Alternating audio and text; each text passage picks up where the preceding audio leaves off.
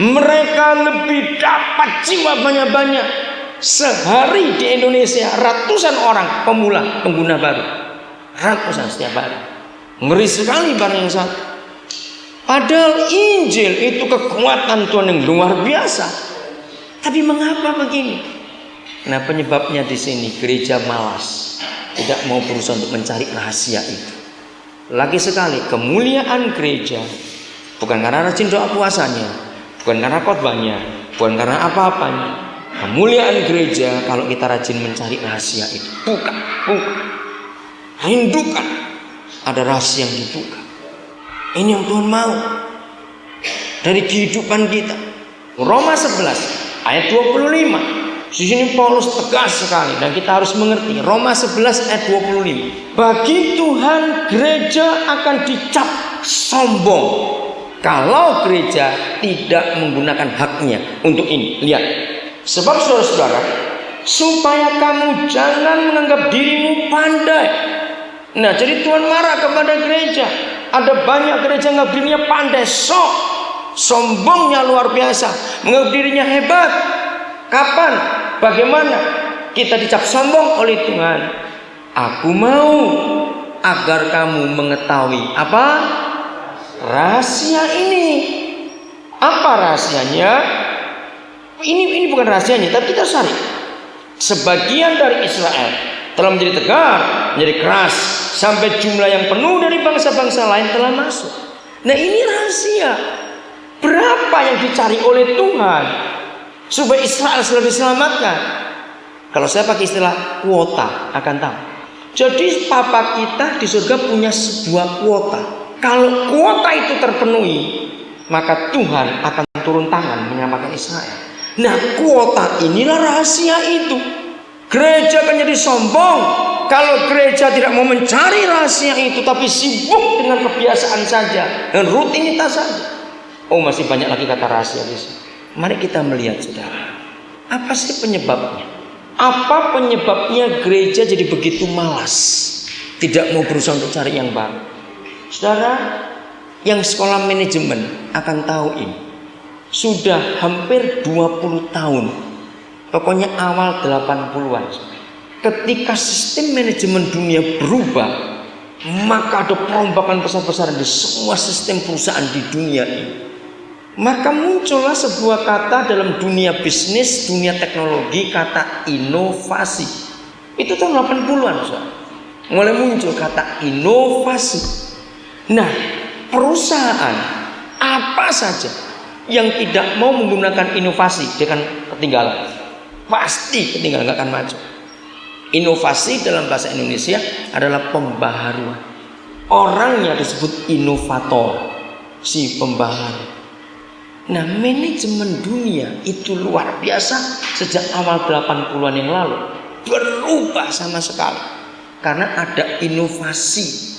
Lalu sekarang ini, saudara, kalau orang tidak mengikuti perkembangan sistem komputer yang baru, ketinggalan juga. Pasti ketinggalan. Cepat sekali perubahan itu, cepat sekali. Luar biasa. Saudara masih ingat tahun 70-an ya?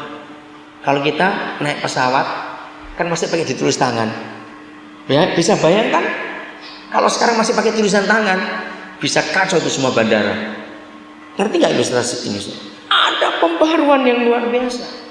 Nah, lawannya inovasi adalah kemapanan, rasa puas, rasa cukup, nggak mau bergerak. Nah, saya coba cari di Alkitab, di bagian mana dalam firman Tuhan yang mengalami hal seperti itu. Mari kita lihat Kejadian 11. Perjalanan gereja sudah dimulai sejak Kejadian 11. Peresmian gereja dimulai sejak Kejadian 12. Kata eklesia itu Abraham yang memulai. Dia dipanggil keluar, dipisahkan, hanya untuk Tuhan, itu eklesia. Tapi pola gereja sudah ada di Kejadian 11. Saya akan bacakan mulai ayat yang pertama. Dan itu berbahaya sekali kalau gereja tidak mengikuti perkembangan dan tidak belajar dari contoh yang salah. Di Kejadian pasal 11 itu mulai ayat 1. Saya baca. Adapun seluruh bumi satu bahasanya dan satu logatnya. Nah coba, kalau semuanya satu logat satu bahasa, artinya monoton tidak? Monoton bukan? Nggak ada variasi. Ayat 2. Maka berangkatlah mereka ke sebelah timur. Nah kata maka itu menunjukkan perubahan. Ya, kalau cuma seluruh bumi satu bahasanya, satu logatnya, mereka berangkat ke sebelah timur. Berarti tidak ada perubahan. Karena ada perubahan, maka itu Musa diberitahu Tuhan, mereka berubah, mereka bergerak. Maka berangkatlah mereka ke sebelah timur. Nah, ada satu movement, ada satu gerakan yang mereka mulai. Ada satu pembaruan yang terjadi. Dan menjumpai tanah datar di Sinear. Lalu menetaplah mereka di sana. Mari kita teliti satu persatu. Kalau firman menulis lalu mereka dan menjumpai tanah datar, berarti sebelumnya mereka melewati tanah datar atau tanah yang berbukit-bukit. Betul. Dan ini salah satu cara belajar firman Tuhan. Minta Roh Kudus menguraikan satu persatu. Jadi setelah satu bahasa satu logat, Papa menuntun mereka, jangan begitu. Ayo bergerak supaya kamu nggak monoton, supaya kamu nggak bosan. Ayo bergerak. Maka berjalanlah mereka menjumpai tantangan-tantangan dengan yang berbukit-bukit itu. Rupanya mereka nggak mau maju lagi.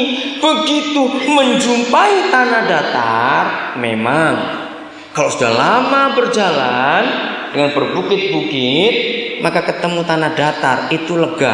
Aduh enak sekali, istirahat yuk, istirahat, capek. Bisa bayangkan itu? Saudara, ternyata perjalanan gereja seperti ini. Garis bawahi kata maka menetaplah mereka di sana. Nah, ini kegagalan gereja. Settle down, rasa mapan. Setelah mereka, waktu saya mempelajari misi, maka ayat ini setelah mereka menetap, disitulah gagalnya semua gereja.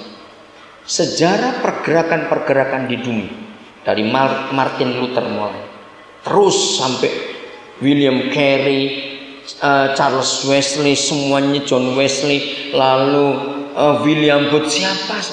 Termasuk yang terakhir saya pelajari adalah misi CMA, Gereja Kemah Injil itu. Termasuk gereja Pantekosta. Semua gerakan awalnya pasti hebat. Gerakan karismatik sama juga. Semua gerakan awalnya hebat. Tapi ketika semua gerakan itu punya fasilitas, tahu kata fasilitas? Sudah memiliki apa-apa sendiri. Saudara, secara wajar manusia itu punya rasa mapan. Orang yang punya rasa mapan itu dengan sendirinya mencari perlindungan, memprotek semua kepemilikan. Nah, di sini terjadi. Mengapa banyak gereja karismatik juga jadi pecah belah? Bisa sebut nama gereja apa saja. Penyebab pemecahan gereja selalu fasilitas, aset. Itu semua. Dan ternyata ini dosa gereja. Lalu menetaplah mereka di sana. Kata menetap menunjukkan mereka nggak mau bergerak lagi. Mereka tidak mau tahu perkara yang baru lagi. Mereka tidak mau lagi mendapatkan hal-hal yang baru. Nggak mau, cukup sudah di sini saja.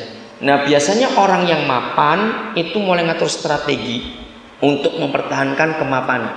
Orang yang bergerak tidak mungkin dia akan mempertahankan kemapanan. Dia akan jalan terus, mencari lagi yang baru, inovasi. Nah, inovasi itulah rahasia. Coba mikir handphone saja. Saudara, tidak ada barang yang ditemukan manusia secepat barang handphone ini. Tahun 80-an masih 1-2 orang yang punya handphone. Itu pun gede-gede, berat sekali bawanya. Harganya 13 juta waktu itu. Lalu muncaknya itu belum lama, tahun 90-an bukan? Itu baru mulai kecil-kecil. Pertama Ericsson yang keluar. Sedikit. Orang sudah hebat pakainya itu. Harganya pun masih mahal. Bisa 6 jutaan. Tapi begitu 96 ke bawah. Itu pun belum menyeluruh. Masih kota besar ada di Jawa. 96. Di Balikpapan tahun berapa mulai handphone? 97.